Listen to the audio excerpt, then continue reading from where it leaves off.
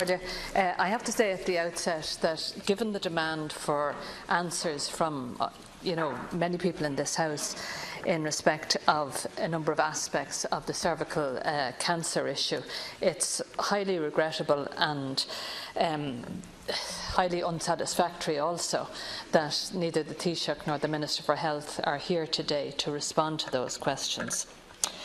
So, notwithstanding that, Minister, on the 1st of May, over 2 weeks ago, the Minister for Health came into this House and informed us that there was a considerable additional number of women who had developed cervical cancer but who hadn't been included in the Cervical Check audit.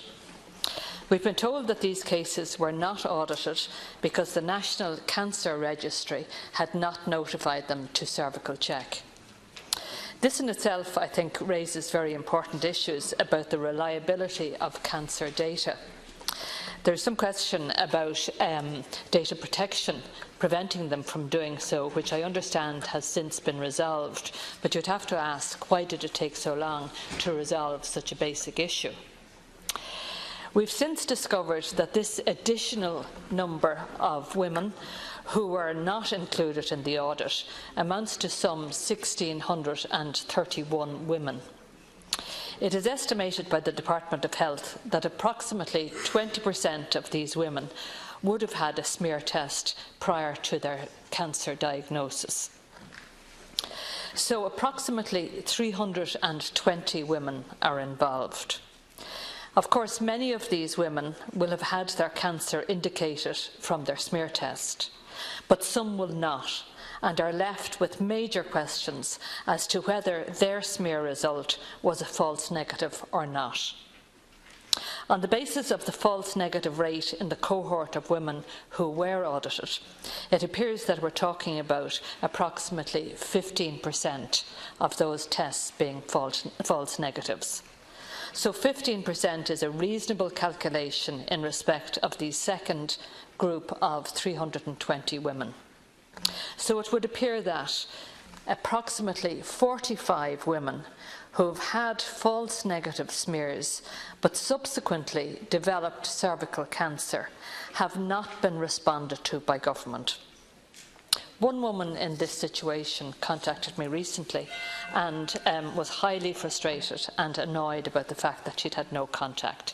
So my questions today about these women are, Minister, can you tell us how many of them have been contacted, or how many of them have had to contact Cervical Check themselves on the phone helpline? Have their smears now been audited? Will you set out the government's response to these women in terms of supports and services, because they haven't heard any information about that to date? Thank you very much. Just before calling in the Minister, can I extend a very warm welcome to the members of the Czech Parliament EU Affairs Committee, led by their chair, Mr Václav Hampy. You're all most welcome.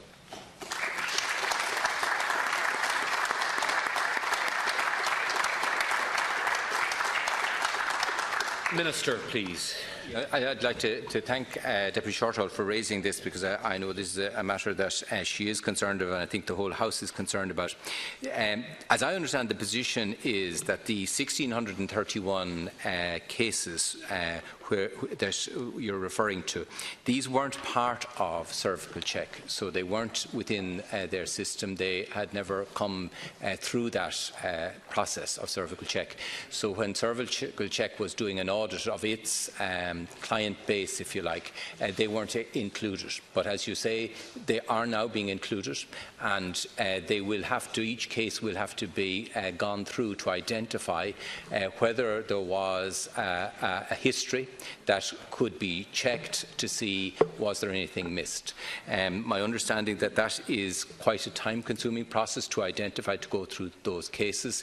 There have been, I think, a number 987 identified which have been excluded, that there was no such case. But in the other cases, there will be a process put in place to work with those people who are identified, but they have to be identified first. That's a process. They will have access to the new international clinical team, so that the audit of their cases will be done with the oversight of the international clinical team, which has been appointed by government. So this will be done with full international oversight as to the standards. They will have to assess the clinical significance of any misreading of a smear that occurred and work with the people concerned to identify what happened and the consequences that might follow from it. So they will have the support not just of our existing services, but this team in addition. In terms of access to services, should there be a case where an individual has developed cancer and a smear was misread and it wasn't disclosed to them, they will have access to the services that have been decided upon by government for the women, the 209 women that we already know. So they will have access to the service package that has been put in place.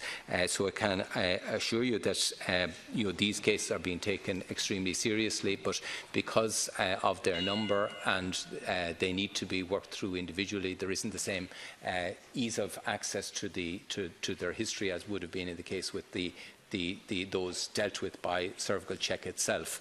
But I'm assured that work is being done and that they will have the support of this international clinical team to work with the women in respect of any such cases revealed. Thank you, Minister. Deputy Shortall. Of course, there has to be a look back on this larger number of women, but the Department of Health has estimated that some 320 of those women will have had smear tests, and the estimate is that some 45 of those will have received false negative results. Now, it is not an enormous number, but for those 45 women, it is an extremely pressing and concerning issue. These are women who have real-time worries and concerns about the lack of access to vital information relating to their health. The least that could have happened in the last 2.5 weeks is that all of those women would have been contacted by Cervical Check. That has not happened. Some of these women have had to make contact themselves and wait a number of days to get a call back. So what I'm saying to you, Minister, is that there is an urgent need now for a government response to this group of women, and I'm looking for an undertaking that all of those women who can be identified in a very straightforward exercise will be contacted by Cervical Check before the end of this week, and that all of the supports and services which are available to the other 209 women who, and they're in exactly the same position, that all of those supports and services will be made available to them. Can you give that undertaking? To conclude on this matter, please. I think the difficulty, as I understand it, is that there is work to be done to identify the individual cases, that the Deputy may apply a statistical calculation and say, on average, you'd estimate there should be X number.